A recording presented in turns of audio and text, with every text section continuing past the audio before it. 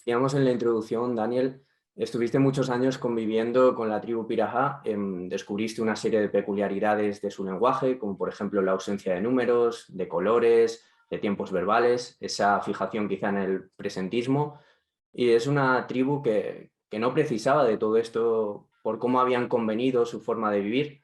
También el hecho de que se pudiera articular la lengua no solo hablando, sino también silbando, gimiendo. Queríamos, sin adentrarnos todavía en cuestiones de la recursividad, si nos podrías desgranar un poquito tu experiencia conviviendo con ellos, cómo fue para ir, qué te encontraste al llegar, qué cosas empezaron a llamar tu atención, y si pudieras también que nos desarrollaras y pusieras algún ejemplo de lo que acabamos de esbozar, la ausencia de números o colores, el hecho de silbar para comunicarse, etc. So as we said during the introduction, you spent many years living with the Amazonian Piraha tribe. You discovered several peculiarities about their language, such as the absence of numbers, colors, or verb tenses. Now we would like to talk about this, but not about recursion yet. So we would like you to talk about your experience living with them. Was it like to go there, and what did you see when you arrived? What things started to grab your attention? And if you can, we would like to ask you to give some examples of what we said before, like the absence of numbers, colors, their way of communicating by whistling, etc. I went to the Piraha in 1977 as a missionary. My purpose was to translate the Bible into their language. And one of the first things I discovered was just a fact about their culture. They don't believe in supernatural things. They don't believe in God. They don't fear death. They basically don't need the message that I thought they would need. And eventually I became an atheist. They influenced me in this respect far more than I ever influenced them.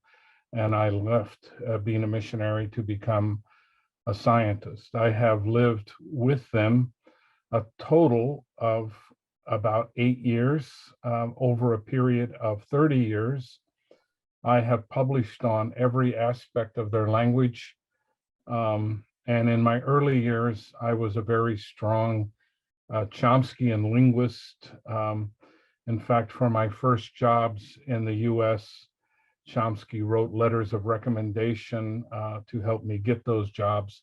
And my office was next to his for a year at MIT.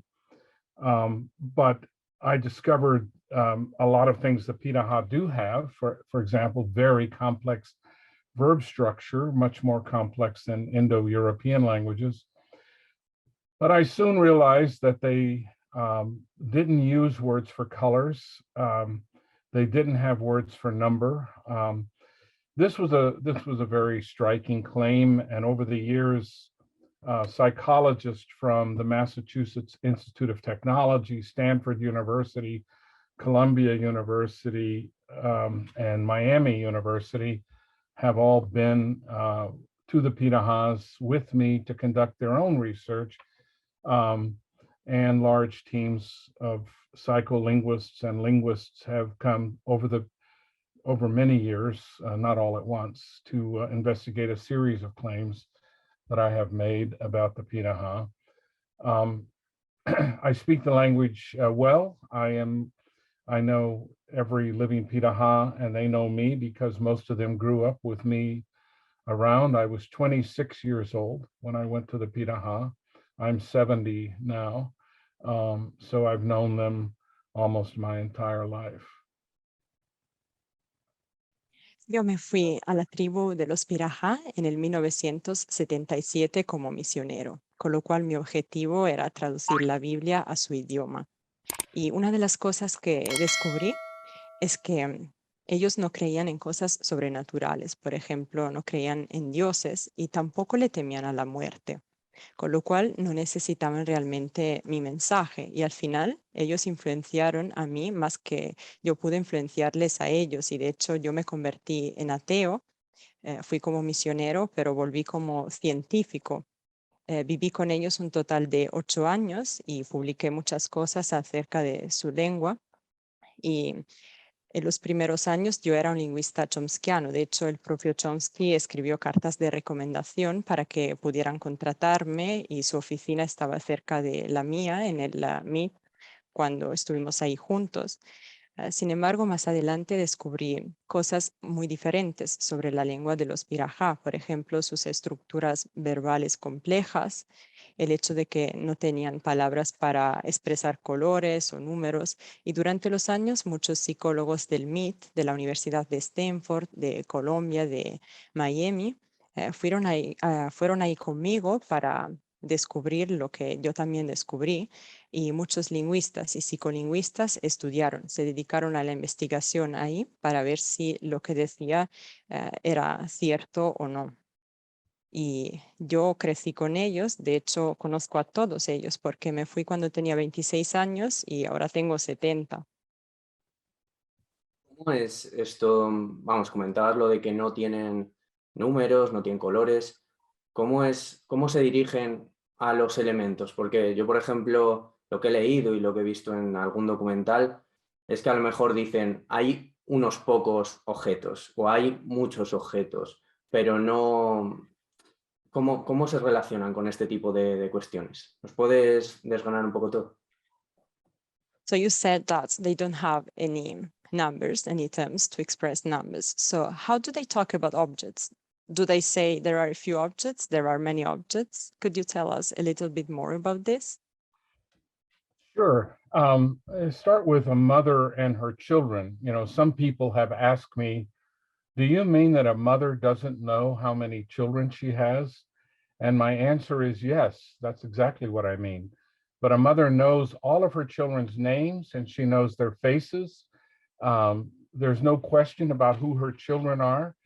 Numbers really don't play much of a role. When they're talking about objects, they look by the relative volume. So if someone wants to trade with me some meat or fish for some object, they look for the volume of objects I'm giving them. And their words, which when I first worked there, I thought were numbers, are just relative quantities, like a little bit, a few, and a lot. And these are the kinds of things that that many experiments were designed to test over a period of time by the psychologists that I mentioned. Sí, de hecho muchas personas me preguntan, entonces las mamás no saben cuántos hijos tienen.